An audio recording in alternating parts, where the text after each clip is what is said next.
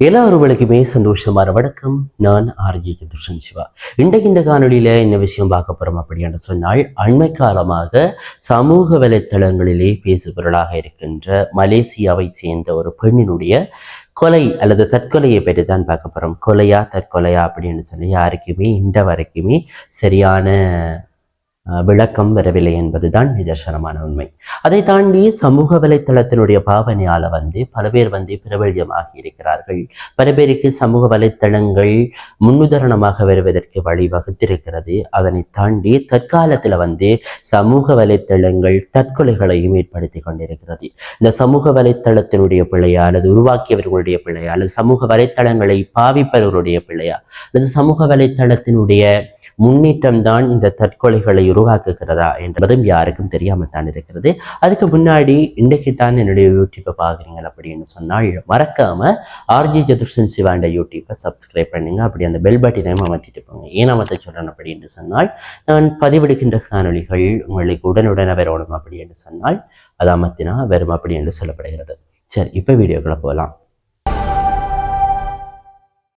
அண்மை காலமாக சமூக ஊடகங்களில் சமூக வலைத்தளங்களில் ஈசா என்ற மலேசிய பாய் தமிழ் பெண்ணினுடைய வீடியோக்களும் அவரை சார்ந்த விடயங்களுமே வைரலாக பரவி கொண்டிருக்கிறது. அவர் எதனால் தற்கொலை செய்து கொண்டார் என்ற பின்னணியும் பல பேருக்கு பல அதிர்ச்சிகளை ஏற்படுத்தக்கூடியதாக இருக்கிறது.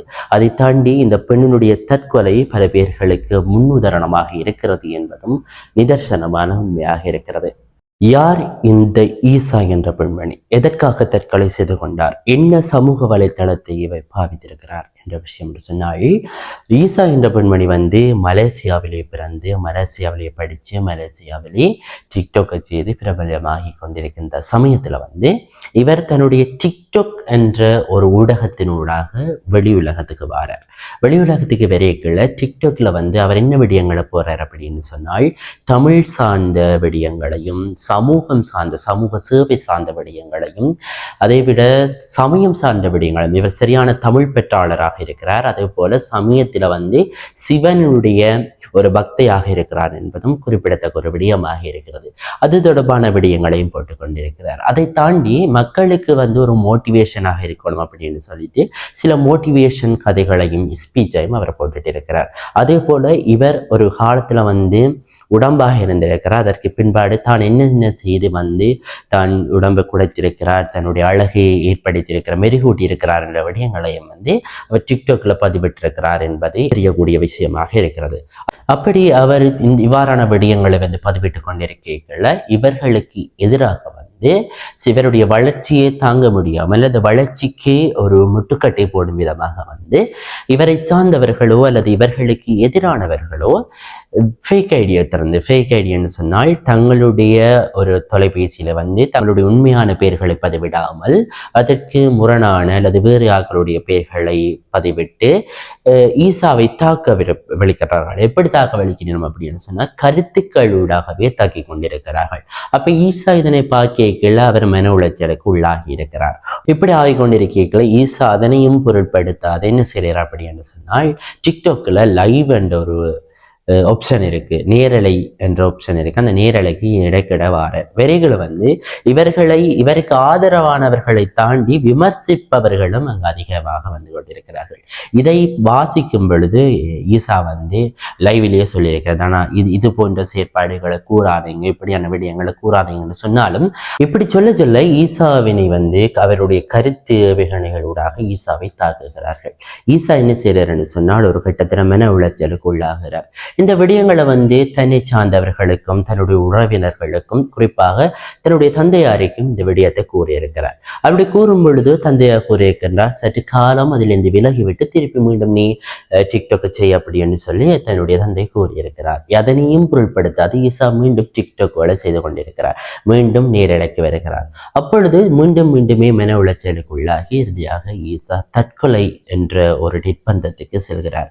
ஈசா இவ்வாறு தற்கொலை செய்தது எண்ணி ஈசாவினுடைய தந்தையார் குறிப்பிடுகையில ஈசா தற்கொலை தான் செய்து கொண்டாரா என்று நம்ப முடியாமல் இருக்கிறதாக கூறப்படுகிறது. ஏனென்று சொன்னால் ஈசாவினுடைய தந்தை பல மன உளைச்சல்களுக்கு உள்ளாகிய நேரத்திலும் உள்ளாகாமல் இருந்தாலும் கூடவே ஈசா பல கருத்துக்களை பல அறிவுரைகளை கூறியிருக்கிறார் அப்படி என்று சொல்லி என்னுடைய தந்தையார் குறிப்பிட்டிருக்கின்றார். இது போலதான் ஈசாவினுடைய அம்மாவும் ஈசாவினுடைய இறப்புக்கு பிற்பாடு சில தனியார் நிறுவனங்களுக்கு அளித்த பேட்டியிலையும் கூறியிருக்கிறார். ஈசா தற்கொலை செய்து கொண்டார் என்பதை தங்களால் இப்ப வரைக்குமே நம்ப முடியாமல் இருக்கிறது. அவ்வாறான ஒரு துணிந்த பெண் எதற்காக தற்கொலை செய்து கொண்டாள் என்றதை ஒரு மர்மமாக இருக்கிறது அப்படின்னு சொல்லியும் கூறியிருக்கிறார். அதனை தாண்டி சமூக வலைத்தளங்களை பாவிப்பவர்களுக்கும் சில சில அறிவுரைகளை கூறியிருக்கிறார் ஈசாவினுடைய தாய். நீங்கள் சமூக வலைத்தளங்களை பாவிப்பவர்களாக இருந்தால் நிச்சயமாகவே மனத்தைரியம் உள்ளவர்களாக இருங்கள் அப்படி என்று கூட சொல்லியிருக்கிறார். அப்படி மனத்தைரியம் இல்லை என்று சொன்னால் சமூக வலைத்தளங்களை பாவிப்பதை நிறுத்துங்கள் அப்படி என்று கூட ஈசாவினுடைய தாயார் பல சமூக வலைத்தளங்களை பாவிப்பவர்களுக்கு அறிவுரைகளை வழங்கியிருக்கிறார் என்பதும் குறிப்பிடத்தக்க ஒரு விடயமாக இருக்கிறது. இப்படி போய்கொண்டிருக்கையில் ஈசாவினுடைய மரணத்தின் பிற்பாடு பல தமிழ் மக்கள், மலேசிய வாழ் தமிழ் மக்களாக இருந்தாலும் சரி, உலகத்தில் இருக்கிற தமிழ் மக்களாக இருந்தாலும் சரி, டிக்டாக் பிரபலங்களாக இருந்தாலும் சரி, அவர்கள் ஈசாவுக்கு நடந்த கொடூரத்துக்கு எதிராக, ஈசாவினை தற்கொலைக்கு கொண்டு போனவர்களுக்கு எதிராக வழக்கு தாக்கல் செய்ய வேண்டும் அப்படின்னு சொல்லியும் அவர்களுக்கு ஏற்ற சட்ட நடவடிக்கைகளை கொண்டு வர வேண்டும் அப்படின்னு சொல்லியும் சொல்லப்படுகிறது. என்னதான் இருந்தாலும் இனி ஈசாவினுடைய உயிர் வரப்போறது கிடையாது. ஆனாலும் இது தொடர்பான இது போன்ற பல விடயங்கள் இனிவரும் காலங்களிலே முற்றும் முழுதாகவே நடக்கக்கூடாது, நடக்காமல் வழிவகுக்க வேண்டியவர்கள் எல்லாம் எங்களை சார்ந்தது என்பதும் நிதர்சனமான உண்மை. நிறைய பேர் பல தவறான விடயங்களை, தவறான கருத்துக்களை பதிவிட்டால் இது போன்ற நிலை நிச்சயமாகவே இது போன்ற நிலைக்கு ஆளாக்கப்படுவார்கள், அல்ல ஆளாக்கப்படுவோம் என்பதுதான் உண்மை. ஆனாலும் கூடவே சமூக வலைத்தளங்கள்ல நிறைய பேர் என்ன செய்யணும் அப்படின்னு சொன்னா, பல பேருடைய வளர்ச்சிகள் அல்லது வளர்ச்சிக்கு முரணாக அல்லது வளர்ச்சிக்கு எதிராக விமர்சிக்கிறார்கள். சில பேருக்கு இது ஒரு பொழுதுபோக்காக இருக்கிறது. சமூக வலைத்தளங்களை பொறுத்தளவில் சில பேருக்கு ஒரு சமூக வலைத்தளங்களை நாங்கள் இப்ப எக்ஸாம்பிளுக்கு ஒருத்தர் டிக்டாக்கை போட்டுக்கொண்டு தன்னுடைய திறமைகளை காட்டுறார் அப்படின்னு சொன்னால் சில பேற்ற கருத்து என்னவாக இருக்கிறது, சில பேற்ற எண்ணங்கள் என்னவாக இருக்கிறது, அவர்களை விமர்சிப்பது அவர்களுடைய பொழுதுபோக்காக இருக்கிறது. இது சமூகத்தில் காணப்படுகின்ற வளமை.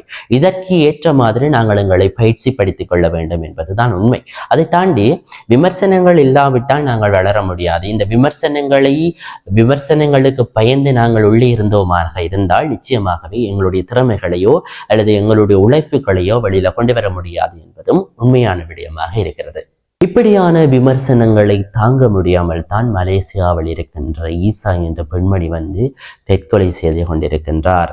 இதனை தாண்டி இறுதியாக சொல்ல வேண்டிய ஒரு விடயம் என்னென்னு சொன்னால், இலங்கையை பொறுத்தளவில் சமூக வலைத்தளங்களில் எங்களை பற்றி ஒருவர் விமர்சித்து அது எங்களை மன உளைச்சலுக்கு உள்ளாக்குமாக இருந்தால் அவருடைய உண்மையான கணக்கிலிருந்து எங்களுக்கு எதிரான விமர்சனங்களை உள்ளாக்குறார், அதனால் நாங்கள் மன உளைச்சலுக்கு உள்ளாகிறோம் அப்படி என்று சொன்னால் அதன் ஆதாரம் இருக்குமாக இருந்தால் நிச்சயமாகவே அவருக்கு குறைந்தபட்சம் 7 வருஷ கடூழிய சிறை தண்டனையை கூட வழங்க முடியும் என்பதும் குறிப்பிடத்தக்க ஒரு விடயமாக இருக்கிறது. இது போன்ற பல காணொளிகளை உங்களோட நான் பதிவிடுவதற்கு காத்துக் கொண்டிருக்கிறேன். மறக்காம சப்ஸ்கிரைப் பண்ணுங்க. இன்னும் ஒரு காணொளியில் உங்களை சந்திக்கும் வரை என்னிடம் அறிவித்துடன் RJ ஜோஷன் சிவா.